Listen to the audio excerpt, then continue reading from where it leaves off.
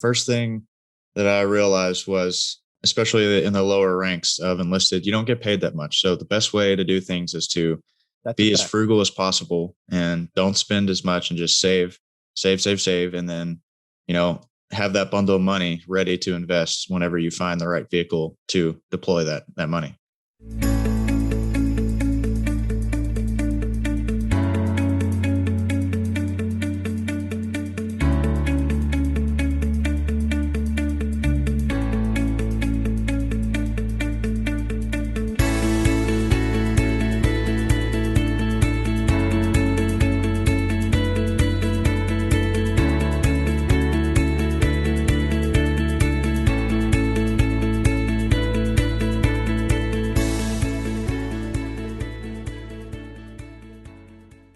If you're watching this on YouTube, make sure you smash that like button and click subscribe. For those of you listening on a podcast platform, be sure to subscribe on whatever platform that is and leave us a rating if you can. The more likes, ratings, and subscriptions that we get, the more we can spread the message and grow our community. So we also have a free Facebook group. It's called The Average Joe Finances Network. Check us out, join the group, join the community, ask questions, and become a part of the team. All of our other social media accounts are listed in our flow page, and we have them in the video or podcast description below. Hey, how's it going, everybody? So today's guest is Calvin Blankenship, and he's 22 years old in the United States Navy, like me, and he's an active duty corpsman, which is, for those of you that don't know what a corpsman is in the Navy, he's basically a medic, right?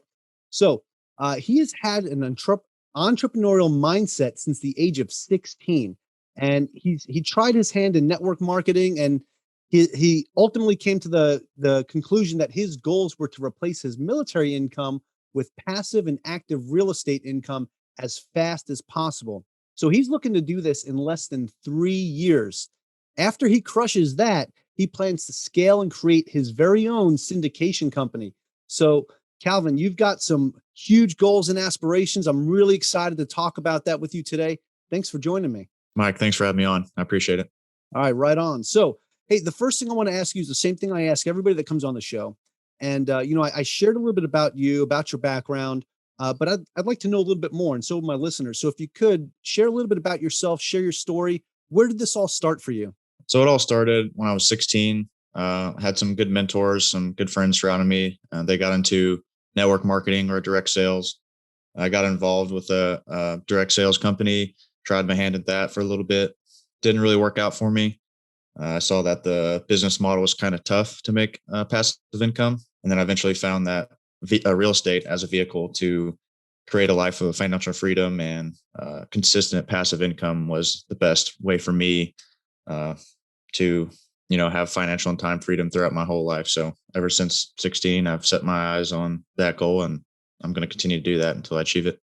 Okay, right on. So tell me a little bit about why you decided to join the Navy. Like, what made you go from, you were 16 and you were trying your hand at this network marketing thing, realized it wasn't really what you were looking for, and then you joined the Navy. So what brought you to that decision? Yeah, it's crazy you asked that. The real honest answer is my goal in life was to not necessarily for, just complete financial freedom and time freedom, but if I was going to make millions of dollars, I felt like I should have earned that in some way. And the way that I've, in my eyes, the best way to earn that is to serve the country and be deserving of that lifestyle and freedom. So that's a big reason why I joined, was to justify having that nice lifestyle that I've always wanted, and to say that I earned it. Yeah, right on. So, your big goal was to make sure that you were, putting in that work and that effort yourself, that it wasn't, you didn't want to make it look like it was handed to you. Right. Right. Either way, it seems like with your mindset and the way that you're trying to do things, you were going to earn it anyway. Right. The way you were going to get there. So choosing to join the military as a means to an end, and also for your reasons for doing it, you want to serve the country and everything. That's all admirable, and that's awesome, man. And I want to say thank you for that. Right. For sure. Now you've been in for 4 years, right? I'm actually getting ready to hit my 19-year mark. And as we discussed before we started recording, we have the same Navy birthday. So coming up here, July 10th, right. By the time this episode airs, that would have already passed, but I'm getting ready to hit my 19-year mark. You're hitting your 4 or 5 year mark. 4 year mark. Awesome. Fantastic. So 4 years. And so throughout your time so far, you know, the Navy has different opportunities, or just the military in general has different opportunities to, save money and invest. They don't really advertise it too much. So is there anything that you've done since you've joined the Navy to try to start building your wealth? Yes, the first thing that I realized was, especially in the lower ranks of enlisted, you don't get paid that much. So the best way to do things is to That's a be as fact. frugal as possible and don't spend as much and just save, and then, you know, have that bundle of money ready to invest whenever you find the right vehicle to deploy that money. Okay, right on. Yeah. So save, save, save. So is that what you've been doing? You've been saving up right now. You're saving up, and you said to find that right vehicle. So what is that vehicle that you're going to use to build your wealth? So right now, that money that I've saved up, as other than using it for a primary residence, that lump sum of cash is what I want to use to get my foot in the door of commercial real estate and large multifamily deals, because I believe that's one of the fastest ways to create that massive passive income that everyone wants. It's just by as many doors as you can under one roof. So Yeah, absolutely. I don't know if you've listened to some of my previous episodes where I've had several multifamily syndicators on the show, including somebody with a similar name to you, even though you're not related, or you might be, not really sure, but I'm sure you've listened to the episode with Ramsey. One of the things that we talk about, especially when it comes to like large multifamily properties, is just economy of scale, right? And right, how much quickly, or more quickly, you can scale up your net worth, your passive income, and all of that by forced appreciation and so many other things, right? So you wanting to start off in large multifamily and commercial real estate is really awesome, because most people will start off with like some single family rentals, and they'll have that for a couple of years, pay them down a little bit, sell them, take the equity from that, or the profits from that, and then get into something like this. So you're trying to hit it big from the beginning, which is pretty awesome, man. And the other thing you said is that you're part of what you're saving up for is also your primary. But do you really need that, or are you going to use a VA loan? What are you looking to do right now with your primary? so in my current market, San Diego, it's really hard. Obviously, my goal would to be to use the VA for zero down for up to a fourplex. However, out here in San Diego, fourplexes can range from 1 million to 1.3 million. So when you're looking at those kinds of loans, the problem I've ran into is having 6 months reserves and closing costs. Hopefully, the goal is obviously not to pay anything down and get closing costs covered, but to qualify for those big loans, you still have to have that 6 months reserve. So I got to have that money in my bank account just in case I need to use that as proof of funds. Okay, right on. Yeah, so that's a good reason to have it. Hopefully, I'm knocking on wood here that you can find something like that that's ideal in San Diego. Get yourself a quadplex. It's Um, tough. yeah, yeah. Market's tough right now for everybody, so it's just one of those things that this too shall pass. But at the same time, you know, you don't want to wait for opportunity to pass by either. So you're Right. doing the right thing by continuing your search, and until you find that right place. So now you chose real estate as your vehicle for wealth building, and you gave some pretty good reasons why. I want to get a little more into the root cause of that, though. Is there a specific reason why real estate is the main vehicle you want to use? I know you said, like, it's one of the quickest ways to build wealth, but what a lot of people don't realize is real estate is one of those get rich slowly things, right? Because Right. sure, you'll build up your passive income and you can build it up pretty quickly. But when it comes to like your net worth and everything else, like, it's not going to just jump to $1 million after you buy a couple properties. So Right. what is it that you're looking to build right now? I'm definitely in it for the long game. What I've found with real estate compared to any other type of investment is, once you get good at it and you have enough of it and you can put systems in place and delegate, it's very hands off. Like at the beginning, yes, you're going to be working. It's going to be almost like another full time job. But eventually, as you get experience and you have more units, you put systems into place, you can have passive income with multiple doors, and you can be hands off. You can have someone managing your properties and you're getting paid every month for someone else to manage your properties. And the better you get, the more hands off you are and the less time it takes to manage your portfolio. Fantastic answer. Love it. So, and for my listeners, for those of you guys listening, the reason why I'm asking questions like this is I'm trying to get a little more detail, trying to squeeze a little bit out of Calvin here because he is new to the game when it comes to searching for real estate, and like he's just starting his journey, which is really awesome because there's a lot of you out there that are listening, and you're getting ready to start your journey. This is a good way to see, how to do it, how to put these systems in place, and how to build it. So, Calvin, I want to ask you, like, as you're looking for these different properties, is there specific criteria that you have in mind for your primary residence right now? So I know what you want to do is get a fourplex, right? Obviously, you want to live in one of the units and rent the other three out. And for those of you listening, that's called house hacking. What made you decide that house hacking is the right way to start this off? Right. Just from, reading books, listening to podcasts and watching YouTube videos, it seems like taking advantage of that VA loan that everyone in the military has, the best way to either create cash flow and control an asset is to house hack. So you can get up to 4 units with a VA loan.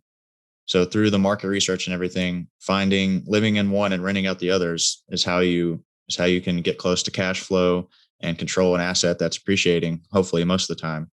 It seems like the best way to do things instead of just having like a single family home and you're paying the BAH to just cover the mortgage and you're not getting paid to live there. So right on. And for those of you listening that, aren't military or haven't served in the military, don't qualify for a VA loan, you can do something similar with an FHA loan by putting 3.5% down, which is significantly less than having to put 25% down or 20 to 25% down, depending on your lender, right? Because usually buying a multifamily, especially if you're not going to live in it, you're normally going to have to put 25% down. So yeah, you're definitely going about this the right way, right? So you're going to essentially, once you find that right property, you're going to be able to live in it for free and maybe make a little bit of a profit on the side. Now, what's the plan? Do you plan to stay in that for 2 years, and then possibly rent out the unit you're living in and go find another one? Like, how do you want to scale this up? Or is that going to be while you're there, you save up all your money and then go right into commercial real estate? What's the next step after the quadplex once you nail this thing down? Right. So kind of two paths of thought on this. One, I have my primary residence with the VA. The goal for that side is to get out as fast as possible, right? Live there for a year and then get out and either find another VA property to refinance that into like a conventional loan or something so I can free up that VA loan. On the other hand, I'm still going to be actively looking to do big commercial deals. I may not have the capital, but I can also bring time and market research and value to other people to get my foot in the door to those bigger deals. So I'm going to kind of be working 2 angles at the same time. Okay, yeah, that's definitely a great strategy. I hear, a lot of people that do that when they're first starting off is, to get your foot in the door, providing some type of service like, hey, I'm here to help you. It's not about what can you give me. It's what can I do to help you, as you're moving further along in your journey. So, all right, that's fantastic. So, it sounds like you have a pretty good plan, but the thing is right now getting to that first property. So, I'd like if you could just kind of walk me through where you're at right now in this process, because I know that particular market that you're in is really tough.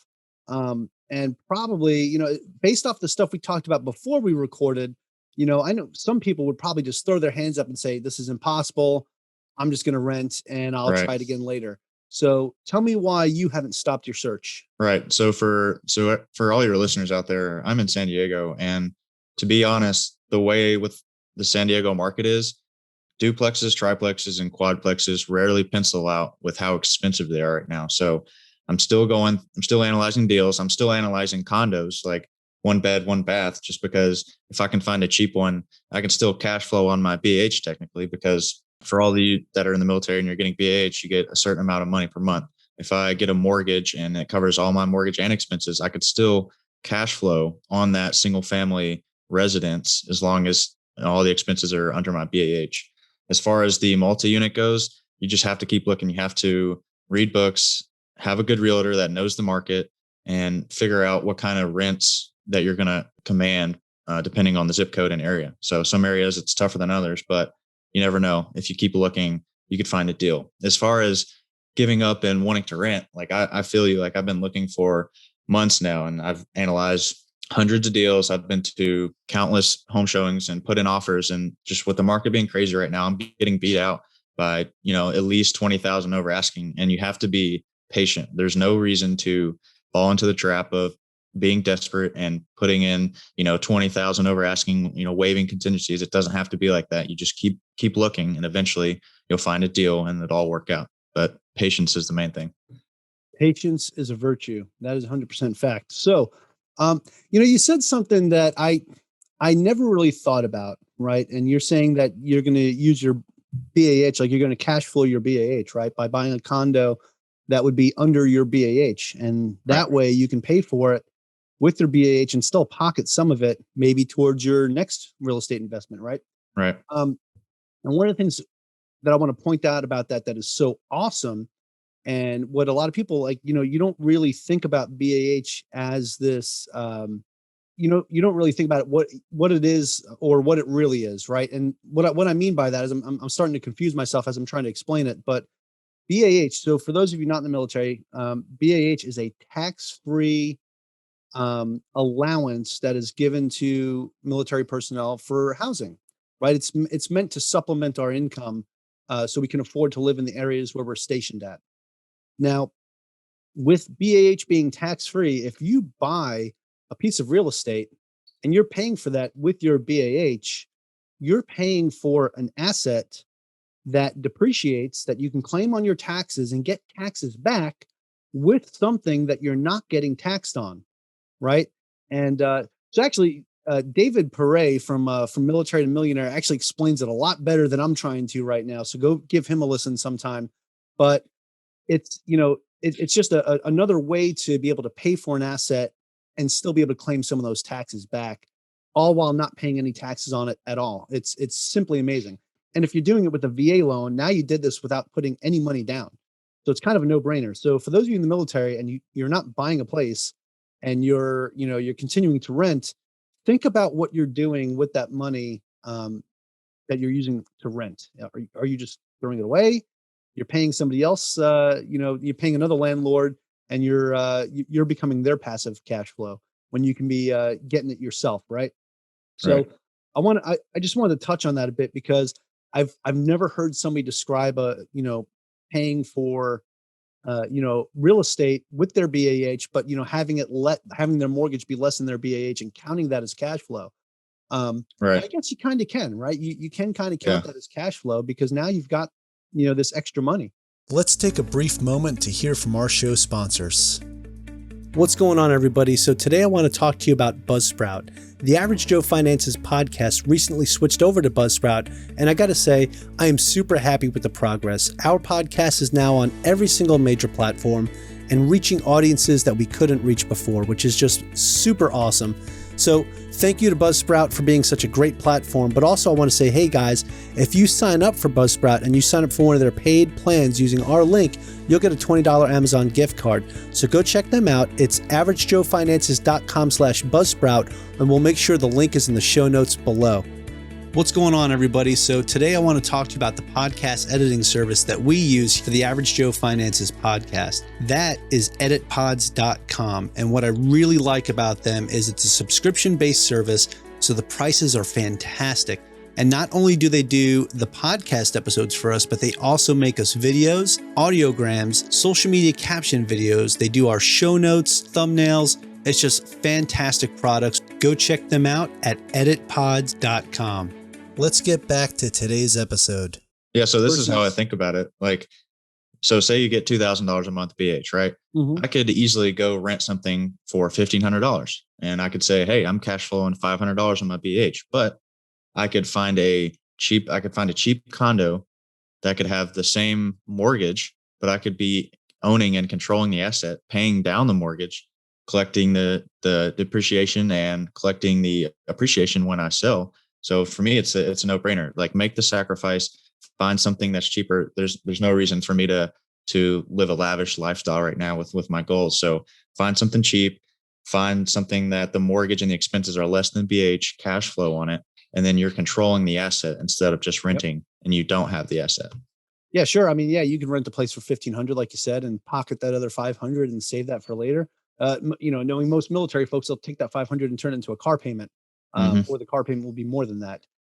So, um, yeah, it's definitely a great way to look at it because now, like you said, you're able to claim that depreciation as the property goes up in value. You're getting that appreciation. So when you turn around to go sell it, as long as you've lived in it for 2 years, you're not going to be paying capital gains taxes on it. Being in the military, you only get to live in it for 2 years out of the last 10, I believe, right now, Hmm. which is pretty amazing.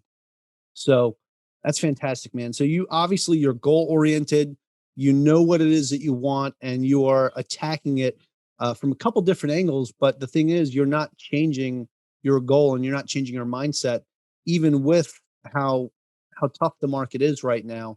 And you're probably getting a lot of no's. I know we talked about before. You've put in several offers, written several offers, and you've said you've already analyzed over 100 deals. So that takes time, but the thing is, you're going to put in the time and the effort. In the end, when you finally get what you're looking for, that benefit and, you know, what you actually get will be worth all that time and effort you put into it. So, Right. and I don't need to tell that to you. You already know that because that's the mindset you have. Um, and it's good that you started with the mindset before you even joined the Navy. Like that. You said at 16, you already knew that you wanted to be an entrepreneur, right? It took me a long time after being in the military to realize, hey, when I retire, that's not going to be enough to live off of. I need to figure something else out.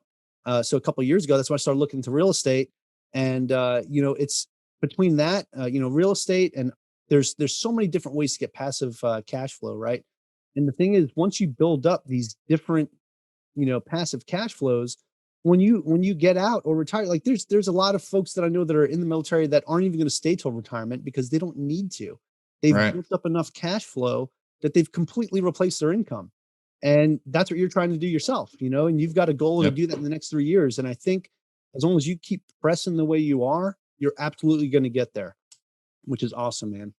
So with real estate being the vehicle that you chose, and I know I'm rambling here, but I want to try to touch onto a couple other things. Um, is there any other asset classes that you currently invest in? Are you in the stock market, crypto, or anything like that? Yeah. I double in stocks and a little bit of crypto. Uh, I eventually know, being an entrepreneur, I want to have multiple. The more streams of income you have, the more stable your income is. So I'm definitely into stocks. Research, have like a growth stock before portfolio and a dividend yield portfolio. Kind of researching crypto. I don't really understand it that well, so I don't invest that much. I just kind of I'm in the learning the ropes of those things, but yeah, definitely try to diversify a little bit. Right on. Yeah. So I actually, I talked with a crypto guy not too long ago, and that episode will probably air in like 2 months, I think. Um, and I'm actually interviewing another one this afternoon, a guy that's kind of heavy into crypto. So it'll be interesting because I'm trying to learn about that a little bit more myself because when it comes to that, I really don't have a clue. Um, Right. Yeah. and I don't want to, put my money into something that I'm not too confident about. I want to be confident in what I'm putting it into. Now, sure, I can have some play money that I could speculate with and dabble with, and I do that Hmm. right now with a couple stocks. But what's really funny is I found the play money that I was using to invest. Um, I wound up as I was moving it around to the different stocks I was speculating on. Somehow it all wound up back into stuff that I was comfortable with that had some decent returns, but was Hmm. also paying great dividends. Most of them are in REITs right now. So Right. it all circled full back towards real estate, which is kind of crazy. But I love REITs. I do. I love REITs when Yeah. it comes to just at least the ones that I have that pay me monthly dividends Hmm. that I drip reinvest right back into it, and it's just been awesome. And as a matter of fact, my little play portfolio now that for what it's turned into is still up 30%, even with that big dip that we had last week. I'm happy about it. And I'll just kind of let it keep playing out. But yeah, actually that money that I'm playing with right now is actually going to go towards like probably my next real estate investment because, as it builds and I'm just keeping it in there for now, I'll probably wind up selling it all and dumping it into a syndication here in the future. So Right on. that's awesome, man. And you're looking at having multiple vehicles, but real estate's going to 100% be your main one, right? For sure. Yes. Okay.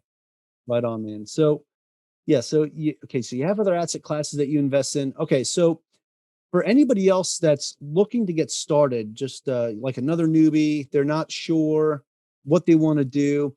Or actually, let me put you in this situation, right? Because you're probably debt free right now, right? Um, Yes. Now, what would you tell somebody that is getting ready to join the military, or they're getting ready to start their first job in a career field, but they've got some debt. They've got some credit card debt, maybe some student loans or something like that. What would you tell somebody in that situation that they're 18 years old, or let's say they're 22 years old? Let's say they're your age, right? Because they went to college or whatever, Hmm.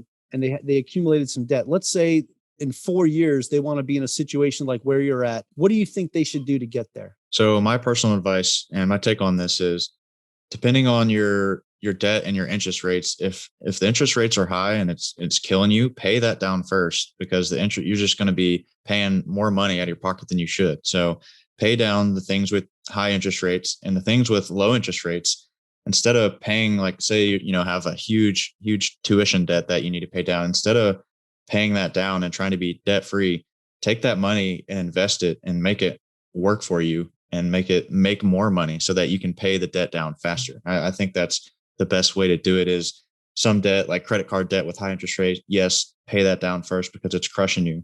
Mhm. But the long-term debt you've already secured, like the student loans, save money and find a safe way to invest it that it will give you more returns. And eventually it'll exponentially grow. And then you'll pay down your debt a lot faster, especially with real estate. Invest in real estate, hold an asset that appreciates, and then eventually you can just pay off your loans a lot faster than just Like it. paying Yeah. them, payments.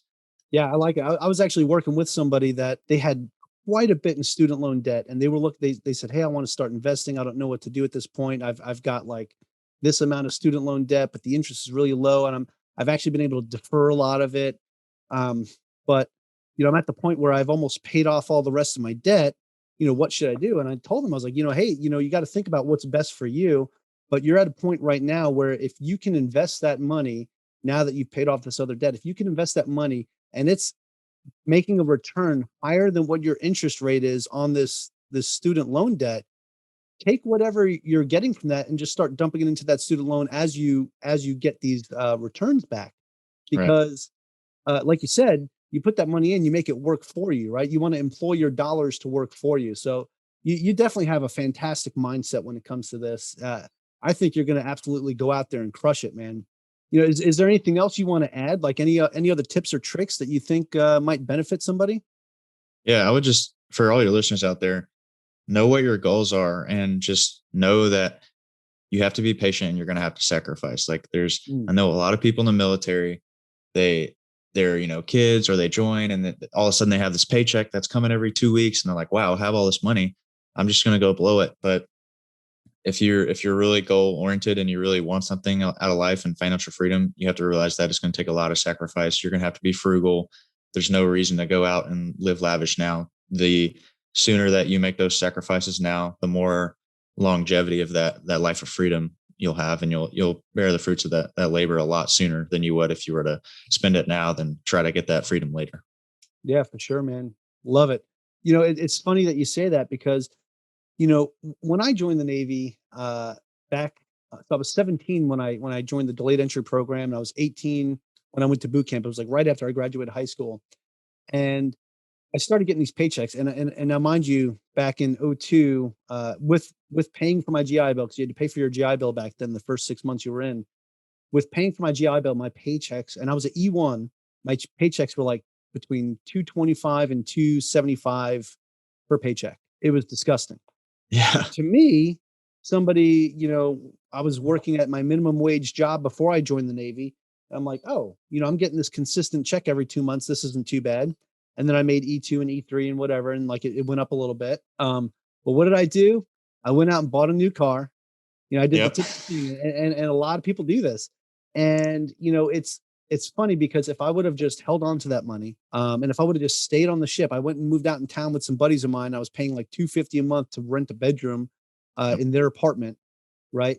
If I would have just stayed on the ship, saved that money, like this other guy that I met on the ship, And this is kind of what started me in the right direction. This guy was a second class. He was getting out of the Navy, but he had, I think, 100K in his account. And he was just, Yeah. I was like, dude, how? And he's like, I still live on the ship. I still eat, my 3 meals on the ship. And that's it. He's like, I'm saving all this money. So I don't know what happened to him when he got out. I'm pretty sure he's out there crushing it at life right now. Yeah. Probably a multimillionaire because of the way he did it. He simply did his, I think he was on a 6-year contract. He did his 6 years, got out, and is just killing it now. Yeah. It's all about that delayed gratification. Exactly. And I wish I would have learned about that sooner. And I really hope that sometime in the future, it's something that they implement. They give you some type of financial training. I think I did something in A school. It was like a finance class, but it was really nothing. It was just, hey, put your money in TSP. And for the most part, keep it in the G fund, which was another thing I did for the first 13 years in the Navy. Kept all my stuff in the G fund, and it did absolutely nothing. So that's fantastic. So for those of you listening, listen to what Calvin's saying here, man. Like he's got the right mindset. Delayed gratification, as he just said, that is definitely something you want to do if you're looking to build your wealth in the future. Sometimes you just got to delay it a little bit. I got to tell you, I'm about to hit my 19-year mark in the Navy. I just bought my first new car for the first time in years. I've been buying used cars before that. I bought my wife a new car.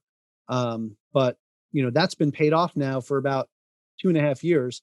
I haven't bought a new one since, except for my own, which I finally rewarded myself, as I'm getting close to retiring. Right. So, delayed gratification is huge. And it got me to the point where I was able to buy this awesome house out here in Hawaii. And every single one of you out there listening can do exactly this. Look at the way Calvin's starting off. He is starting off on the right foot. And I guarantee you, if I have him on the show in like another year or two, it's going to be a different conversation. It's going to be about how he's just living off of, most of it is passive cash flow. I think the way he's going, he might hit his goal before 3 years. So Calvin, absolute pleasure talking with you today, man. Do you have any social media where people could follow you, or a website that people could check your stuff out? Right now, I'm just on Facebook, just Calvin Blankenship. Find me on Facebook. Feel free to message me. I have people that just through the military that know that I'm investing. I have people reach out to me all the time, and they want to learn how to invest and how to make their money work for them. So feel free to message me, and I'll definitely take the time to message you or call you and put you in the right direction. So for sure. Actually, there's one more thing I want to discuss, because this is something we talked about before we recorded, and there's a reason why you came on my podcast, right? And there's a reason why you're going on a bunch of other different podcasts. So if you could share that reason with our listeners, because I thought it was awesome. It's kind of one of the same things I'm doing. One of the reasons why I have a podcast myself.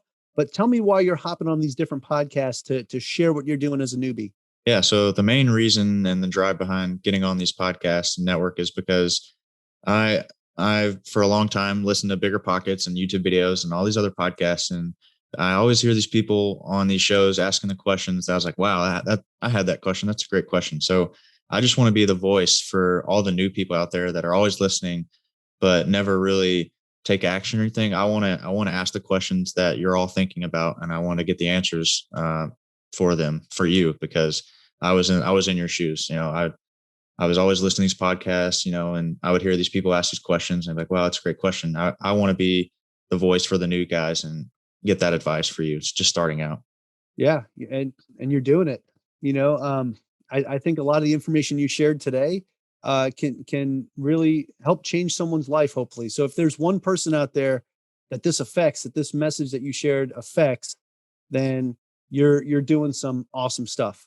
So, Calvin, again, like I said, absolute pleasure having you on. I appreciate you taking the time to chat with me today.